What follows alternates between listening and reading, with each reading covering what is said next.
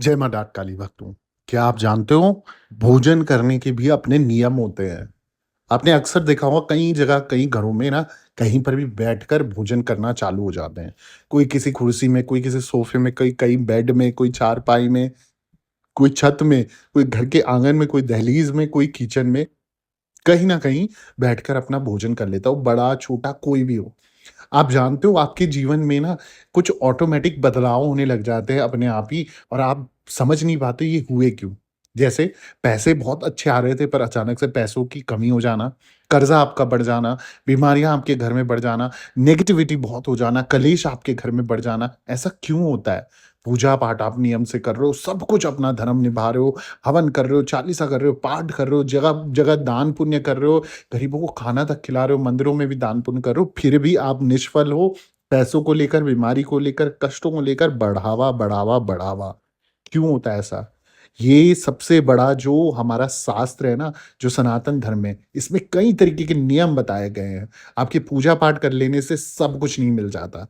आपके अच्छे कर्म करने से सब कुछ नहीं मिल जाता। कहीं न कहीं आप जो जीवन के नियम को अगर उस नियम के अनुसार नहीं चलाओगे जो हमारे शास्त्रों में बताए गए हैं ना, तो कहीं न कहीं आप अपने जीवन में अपने को असफल पाओगे, अपने को कष्ट दोगे, अपने को रोगी बनाओगे और अपने को भोगी भी बनाओगे। आज का जो टॉपिक है ना, घर में इस जगह भोजन करना होता है बेहद अशुभ।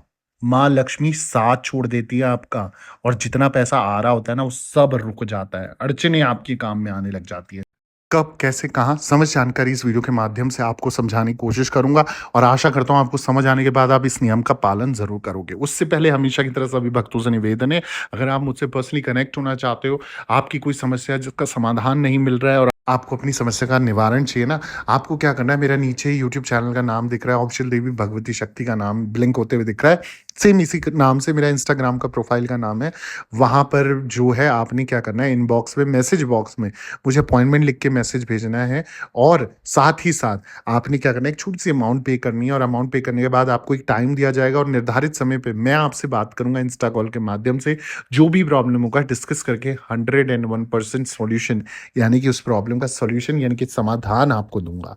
अब जल्दी से वीडियो को शुरू करते हैं, तो मैं आपको बता दूँ कि हर व्यक्ति की ना यही इच्छा होती है कि उसके घर में सुख, शांति और समृद्धि बनी रहे। परिवार में शांत माहौल और तिजोरी में ढेर सारा धन सभी को प्रिय होता है। हालाँकि ऐसे वातावरण को बनाए रखने के लिए हमें धर्म और वास्तुशास्त्र से जुड़े कुछ नियम कायदों का ख़्याल रखना चाहिए। इनका अनुसरण करने से घर में खुशहाली आती है, वहीं इन्हें अनदेखा करने से दुःख और तकलीफ आती है। ऐसे में आज मैं आपको बताऊँगा कि घर की चौखट यानी कि दहलीज से जुड़े कुछ खास नियम। शास्त्रों की माने तो घर की चौखट में भगवान का वास होता है। आपने जो भी अपने बड़े बुजुर्गों को भी ये कहते सुना होगा ना कि घर की चौखट पर खड़े मत रहो, पाप लगेगा। वहीं दादी-नानी भी अक्सर कहती हैं कि घर की दहलीज पर कर भोजन करना अशुभ होता है। ऐसा करने से देवता नाराज हो जाते हैं। ये चीज़ घर में दरिद्रता को न्योता देती है। फिर घर में धन खर्च बढ़ जाता है और आय भी कम हो जाती है। परिवार के सदस्य में जो है बीमारी बढ़ने लगती है और बीमारी पड़ने लगती है और भी कई तरीके की मुसीबतें आपके सर पर आने लगती है, परिवार के समस्त सदस्यों पर आने लगती है। अब चौखट में या चौखट के सामने जूते-चप्पल ना खोलें, क्योंकि कुछ मान्यताओं का कहना है कि चौखट पर माँ लक्ष्मी का वास होता है। इसलिए यदि आप घर की चौखट के बाहर अपने जूते-चप्पल उतारते हैं, तो इससे माँ लक्ष्मी का अपमान होता है। फिर वह घर पर जो है घर को त्याग देती हैं और उनके जाते ही घर में गरीबी दस्तक देने लगती है। इससे घर में धन से जुड़ी कई समस्याएँ आने लगती है। तो जिनको भी ऐसी आदतें हैं, जिनके घर पे, जिनके रिश्तेदारों के घर में, जिनके परिवार में कोई भी ऐसा सदस्य है जहाँ आपने देखा हो कि चौखट के सामने जूते-चप्पल खोल कर रख देते हैं, सजा देते हैं और बिल्कुल इस तरीके से गंदगी फैला देते हैं, तो कतई भी ये कार्य ना करें। ये माँ लक्ष्मी को सीधा-सीधा न्योता नहीं देता, ये बल्कि माँ लक्ष्मी को सीधा-सीधा रुष्ट कर देता है और खुद आप अपने घर में उन्हें आने से मनाही दे देते हो। तो ऐसा कार्य ना करें और जहाँ माँ लक्ष्मी नहीं प्रवेश करेगी तो वहाँ धन का आगमन नहीं होगा और धन का आगमन नहीं होगा तो सुख, समृद्धि और शांति बिल्कुल भी उस घर में नहीं होगी।